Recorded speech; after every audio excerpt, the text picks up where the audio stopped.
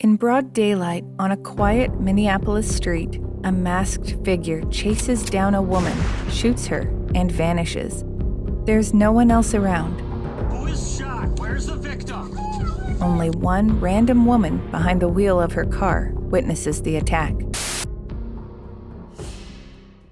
The victim is Nicole Lenway, a forensic scientist for the police department, a woman who had shown up to dozens of crime scenes to collect evidence, but this time she became the victim. That day, Nicole was heading to the Family Wise Center to pick up her 5-year-old son. She parked her car and started walking toward the entrance. That's when a figure dressed in all black, hood up, gloves on, face hidden behind a medical mask, ran up from behind, pulled out a gun, and fired. One shot to the arm, the second to the neck. Then the shooter turned, ran to a black Dodge Ram without license plates, and drove off. Miraculously, Nicole stayed on her feet. She rushed toward the entrance of the Family Wise building and tried to call 911. University. Can you repeat that address for verification? But the neck wound made it nearly impossible to speak. The dispatcher couldn't understand her. At that moment, the woman who had witnessed the shooting pulled up beside her, helped Nicole into the passenger seat, applied pressure to the neck wound, and tried to keep her calm. Minutes later, the first officer arrived, but didn't immediately spot the victim. Got EMS coming right now. Which arm was she shot in? Right arm? Okay. Eventually, paramedics got her onto a stretcher. On the way to the hospital, Nicole lost consciousness. Her condition was critical. As doctors fought to save Nicole, her colleagues at the police department launched an investigation. Officers interviewed witnesses and gathered the first description of the shooter. Okay, what did you see? I saw a person. Yeah. I didn't see the gender. I saw a person, puffy coat, Yeah. and a mask. And What skin color? I couldn't see. 3 shell casings were recovered at the scene. Then they entered the Family Wise building, the place Nicole had been headed. Inside, they found Tim Amaker, Nicole's ex and the father of her son. Tim claimed he hadn't heard anything. He had been inside with the child. Are you Timothy, sir? Yes. Right now, I'm going to ask you if I can search you for weapons real quick, okay? For weapons? Yep. He suggested the attack could be connected to Nicole's work, saying maybe she crossed the wrong person as a forensic scientist. His alibi, on the surface, seemed solid. When detectives asked Tim what vehicles he owned, he mentioned a Jeep, what he had driven to the center, Oh, I have a Dodge Challenger too.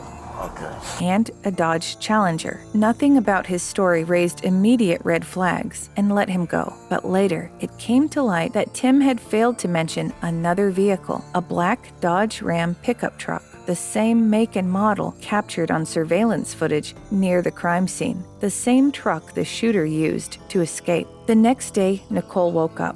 She couldn't speak, but she wrote a name on paper, Tim Amaker. She was certain he was behind the attack.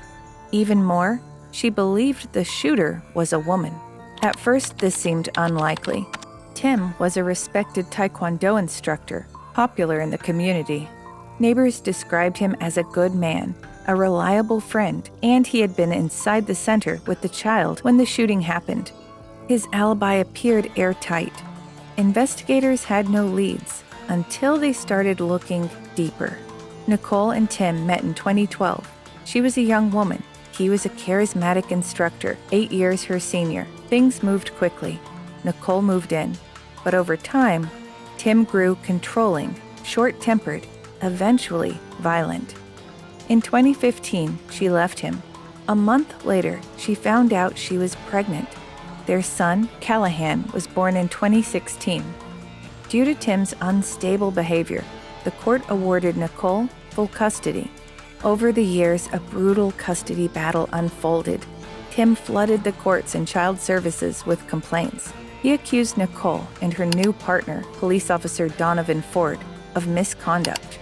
He demanded more time with his son and filed complaint after complaint. At one point, he even told 5-year-old Callahan to lie to investigators, to say that his mother and her boyfriend were hurting him. The child later admitted he only said that because his dad told him to. After this, the court restricted Tim's visitation rights. He could now see his son just once a week, only under supervision at Family Wise. Remember when the officer asked Tim about his vehicles? Turns out he had that black Dodge Ram and chose not to mention it.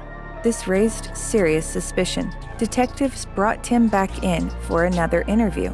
By now, they had video footage, photos, and descriptions of the truck used in the shooting. Some details that have come out, this investigation, and they kind of link to you. Well, of course, I'm going to be the first guy you guys look at. You do have a motive. I don't have any motive. Well, there's the custody thing, right? No, custody thing's over. The detective told Tim his truck might have been involved in the attack on Nicole and showed him a photo of the pickup from the scene. Tim looked at the image and said, "That's not my truck. Mine has Superman stickers and a GT badge. This one doesn't. It's different." That's not my truck.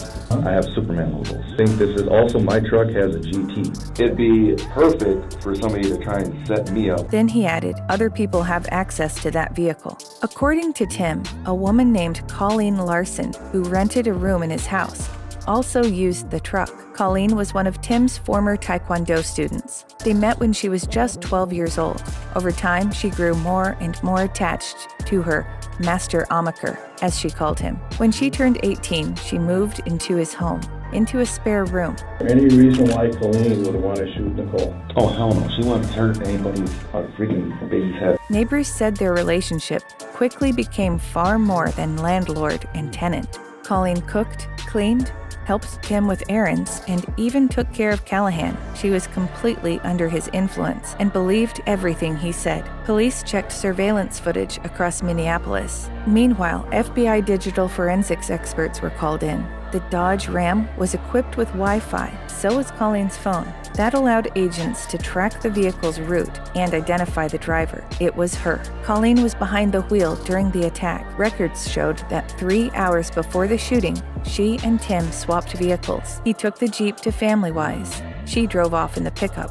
After the shooting, she returned home along the same route. Police searched Tim's home. They found bullets matching the shell casings at the scene. The weapon and clothing were gone, but the evidence was piling up.